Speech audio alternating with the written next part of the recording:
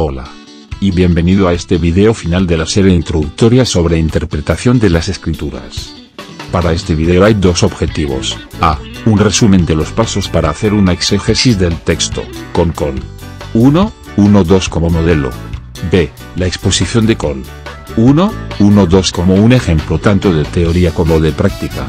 Primero, echemos un vistazo a la parte 1 de este video, la exégesis de Colosenses 1.1.2.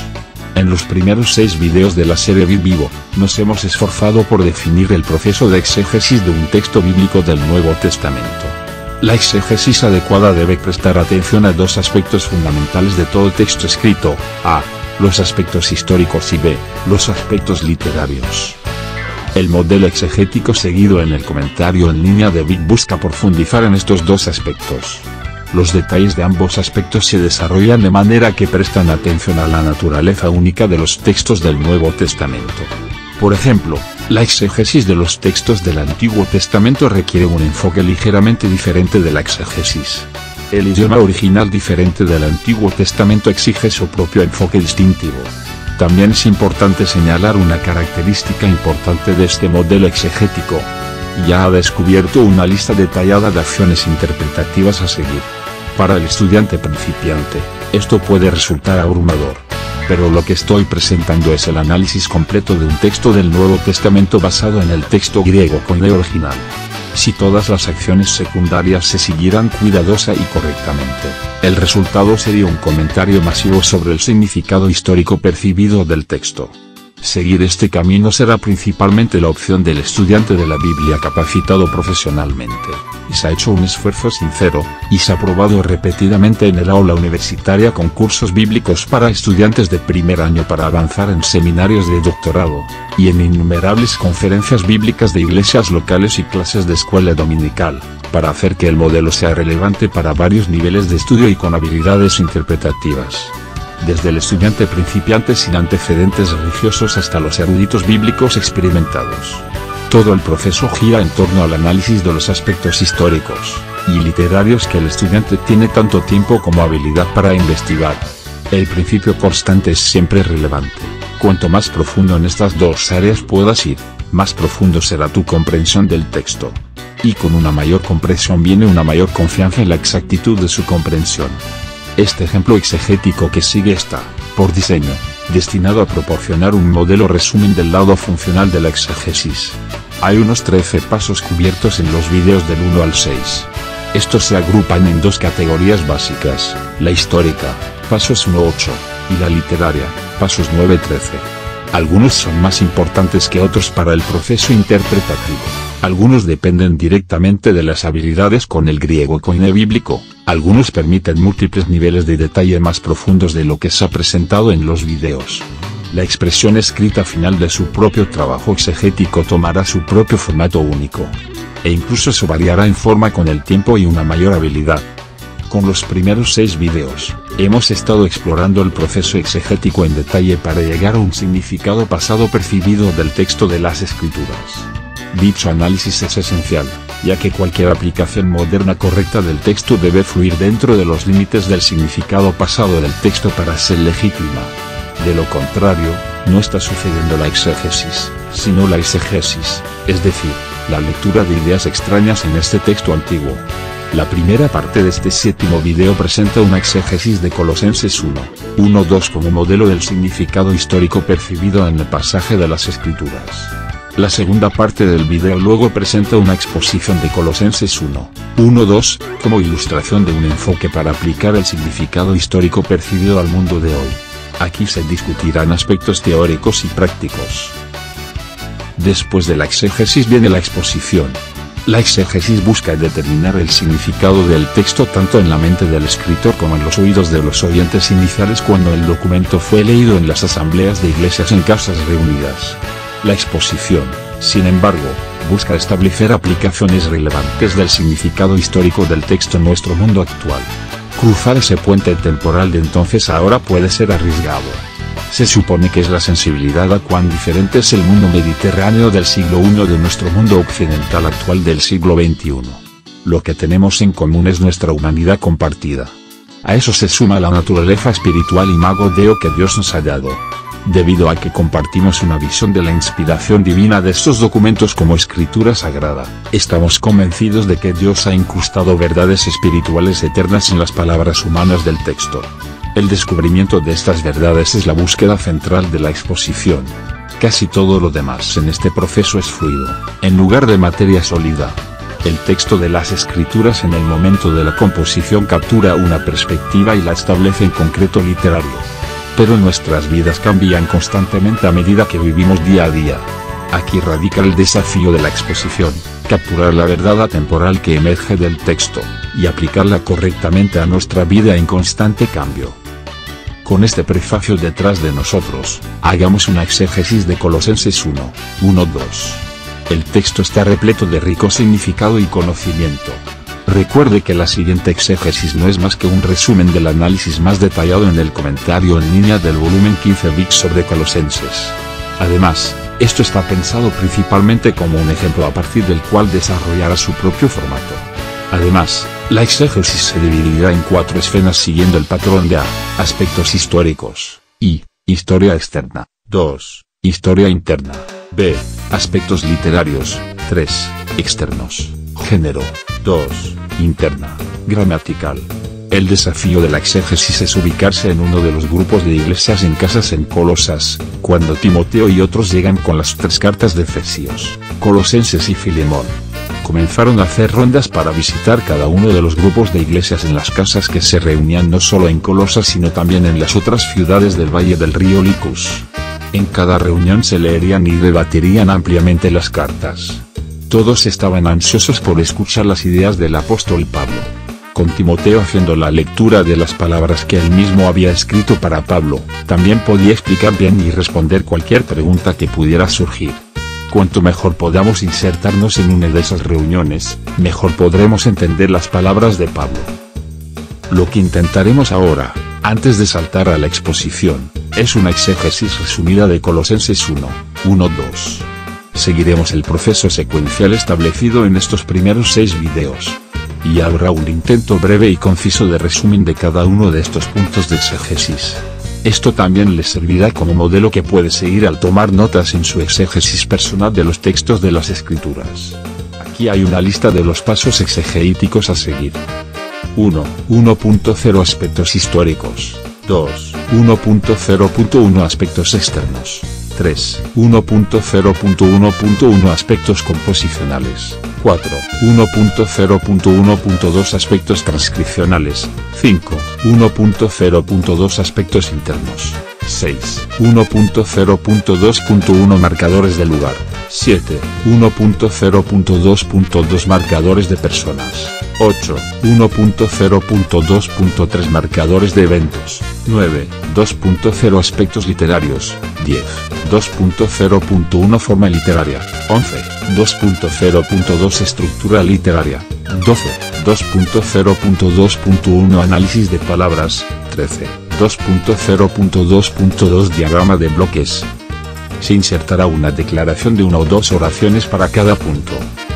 1. 1.0 Aspectos históricos. Con la exégesis de Colosenses 1:1-2, nos colocamos en la ciudad de Colosas de mediados del siglo I, y en una de las reuniones de iglesias en las casas en la ciudad. Vayamos a casa de Filemón por la noche. Timoteo, junto con otros, han llegado de Efeso. Y tienen una carta de Pablo para ser leída entre los grupos cristianos de la ciudad. Así que todos se dirigen emocionados a la casa de Filemón para escuchar la lectura de la carta. Al llegar, descubrimos que también se leerá otra carta, enviada a Filemón, junto con una carta introductoria que se leyó por primera vez en Éfeso. 2. 1.0.1 Aspectos externos. Después del saludo formal de estos representantes del apóstol Pablo, Timoteo explicó la situación de Pablo en Cesarea de Filipo. Como hemos estado orando por él estos días. 3. 1.0.1.1 Aspectos de composición. Timoteo nos describió el ministerio continuo de Pablo, a pesar de estar confinado en la cárcel del palacio del gobernador. Un aspecto importante es la escritura de cartas a estas queridas iglesias en las casas. Aunque el apóstol nunca ha viajado personalmente a Colosas, se ha reunido con varios miembros de la iglesia, anteriormente mientras estaba en Éfeso. Las noticias positivas sobre la obra del Evangelio en el Valle del Río Licus lo han conmovido profundamente. 4. 1.0.1.2 Aspectos de la transcripción. Inmediatamente después de leer y discutir la carta, se presentaron planes para comenzar a hacer copias de esta carta de Pablo. Sus palabras fueron atesoradas por aquellos en las reuniones, y el deseo de preservarlas para que todos las leyeran era grande. La nota al margen: al observar el desarrollo de los siglos posteriores, es claro que la redacción del prescriptio en la carta era estable. La tendencia de muchos de los que copiaron Colosenses siglos más tarde fue hacer que el saludo se ajustara exactamente a otras letras de Pablo, al agregar "y de nuestro Señor Jesucristo". Pero la evidencia favorece la lectura más corta sin esta adición. 5. 1.0.2 Aspectos internos. En la discusión que siguió a la lectura de la carta por parte de Timothy, algunos miembros comentaron cuán típicos eran los signos en el prescriptio que resurgirían en el cuerpo de la carta con mayor detalle. Toda la reunión agradeció este giro distintivo que Pablo agregó a la carta. El grupo estaba agradecido de que el apóstol marcara a los destinatarios en Colosas. Cualquier lector futuro sabrá que la carta exploraría las credenciales apostólicas de Pablo, así como el notable estatus de los creyentes en Colosas ante un Padre Celestial santo y compasivo en el día del juicio. 6. 1.0.2.1 Marcadores de lugar. En la referencia de Pablo a aquellos hermanos en Colosas, algunos copistas recogieron la ortografía correcta del apóstol, en lugar de algunas de las formas alternativas que no se usan en ninguna otra parte de Colosas. A Timoteo se le agradeció por desempeñarse bien como secretario editorial del apóstol. Era sensible a la ortografía preferida de los de Colosas. 7. 1.0.2.2 Marcadores de personas. Timoteo no solo deletreó correctamente Colosenses, sino que también usó el término personal para designar la ubicación de la ciudad. Esto en lugar de la referencia impersonal Colosas. Tales designaciones personales de ciudades en griego antiguo resaltan la idea de que una ciudad está formada por personas, más importante que simplemente ser una ubicación geográfica impersonal. 8. 1.0.2.3 Marcadores de eventos. En el momento de escribir esta carta, nuestra gente en Colosas estaba bien. La gran y antigua comunidad judía del Valle del Río Licus estaba prosperando, y estaba abierta a la predicación del Evangelio. E incluso los gentiles generalmente no eran hostiles a este nuevo grupo religioso en su ciudad. Nuestro hijo nativo, Epafro, había encontrado a Cristo en un viaje de negocios a Éfeso cuando conoció a Pablo allí. Él trajo su nueva fe de regreso al Valle de Lisus, y trabajó diligentemente compartiéndola y plantando iglesias en la región. Lo habíamos enviado para ministrar a Paul mientras estaba en prisión en Caesarea. Y ahora había acompañado a Timoteo y Onésimo de regreso a nosotros con las cartas de Pablo. Qué momento tan agradable fue cuando estos sirvientes llegaron al Valle de Licus. En su carta, Pablo aclararía algunas preguntas sobre el Evangelio que habían surgido a través de las enseñanzas de unos pocos que parecían incorrectas. 9. 2.0 Aspectos literarios. Antes de que Epafras partiera hacia Cesarea para ayudar a Pablo, les había enseñado cómo Pablo componía sus cartas, y cómo seguía patrones básicos universalmente comunes en el mundo de habla griega de ese día. Entonces, cuando Timoteo leyó esta carta al grupo reunido, pudimos anticipar lo que vendría después al leerla. Eso fue muy útil ya que el apóstol Pablo puede ser difícil de entender. 10. 2.0.1 Forma literaria. En nuestros primeros años escolares, habíamos aprendido a escribir una carta correctamente. Nuestro maestro nos había enseñado mucho a escribir correctamente diferentes tipos de letras. Cada carta tenía un prescriptio, proem, cuerpo de carta y conclusio. Tuvimos el desafío de demostrar nuestra creatividad variando el contenido y el estilo dentro de estas 4 secciones. Cuando Pablo usó la estructura estándar, fue mucho más fácil seguir la lectura de Timoteo. Además, nos permitió hacer preguntas sensatas sobre partes de la carta que no entendíamos con claridad. 11. 2.0.2 Estructura literaria. No me gustaba mucho la escuela cuando era joven. Tuvimos que practicar muchas veces la escritura en nuestros tableros de tabletas de cera. Nuestro maestro era de la escuela de pensamiento aristoteano, y nos leía secciones de los escritos de Aristóteles en clase. Luego tendríamos que preparar una copia de la misma de memoria, pero imitando exactamente la misma forma en que Aristóteles expresó sus ideas.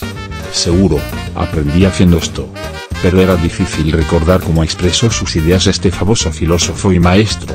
Aproximadamente en el momento en que pensamos que habíamos entendido a Aristóteles, entonces el maestro presentó a otro filósofo, y comenzamos el proceso de nuevo con este nuevo ejemplo. Realmente fue difícil preparar trabajos escritos que compararan y evaluaran a los dos filósofos. Y esta tarea incluía hacer una defensa oral de nuestra crítica ante toda la clase. Ahora que soy un hombre adulto, puedo apreciar todo el trabajo que hicimos en la escuela. Seguro que facilita seguir el pensamiento de Pablo expresado en sus cartas. Además, es menos probable que me avergüence al hacer preguntas tontas en el tiempo de discusión con Timothy, después de que haya leído la carta. Los judíos de nuestro grupo tienen una ventaja. No solo recibieron el mismo tipo de formación en su escuela, sino que también aprendieron hebreo y las diferentes formas en que los rabinos piensan y se expresan. A menudo miro a mi amigo y hermano cristiano Jacob para hacer sus preguntas primero.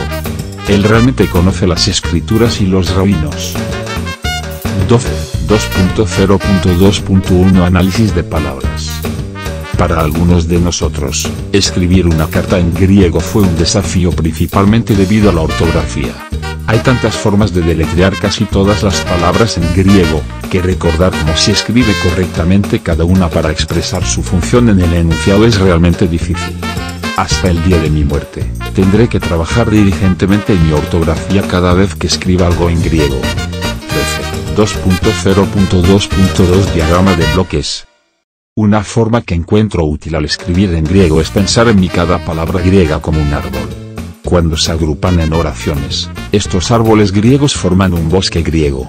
Al escribir, puedo volar como un águila sobre este bosque que estoy creando e insertar patrones y diseños en este bosque cambiando las palabras y moviéndolas. Una cosa buena del griego es la enorme libertad que uno tiene para estructurar secuencias de palabras en relación con el verbo principal de la oración. Con suerte, el bosque terminado expresará bien y con claridad mis ideas a los lectores. Todos salieron de la casa de Filemón esa noche profundamente agradecidos por la hermosa palabra bosque que Pablo había pintado con esta carta. Ahora era mucho más fácil de entender cómo vivir la vida cristiana. Conclusión. Este 7º video completa el conjunto introductorio sobre la exégesis de un pasaje. Estos videos contienen presentaciones de antecedentes sobre cómo hacer un estudio serio y profundo de las escrituras. También sientan las bases para hacer aplicaciones claras, precisas y fundamentadas en la Biblia del texto bíblico a la vida moderna. A esto etiquetamos exposición del texto, y será el tema del próximo video de la serie Big Vivo. El comentario Vic en línea busca profundizar en el estudio del texto griego del Nuevo Testamento. Sin embargo, los contenidos se presentan en un formato lo más simple posible. La esperanza es que aquellos que se dedican al estudio serio de la Biblia puedan encontrarla comprensible, y también muy útil en las actividades de enseñanza y predicación. El Dr. Cranford responderá con gusto a su deseo de encontrar respuestas a ambas preguntas relacionadas con la Biblia. Y también a preguntas generales sobre la vida. Un aspecto central del ministerio que me concedió el Señor durante estos días es compartir las ideas que he adquirido durante más de medio siglo de enseñanza, predicación y ministerio pastoral en América del Norte, Europa y América Central. El sitio web cranfordvideo.com es el punto de anclaje de ese ministerio. Pero estoy disponible en una cantidad limitada de tiempo para sesiones de chat, videoconferencias y llamadas telefónicas. La mala salud impone límites a la cantidad de tiempo que se puede dedicar a esto. Pero contácteme cuando necesite mi ayuda.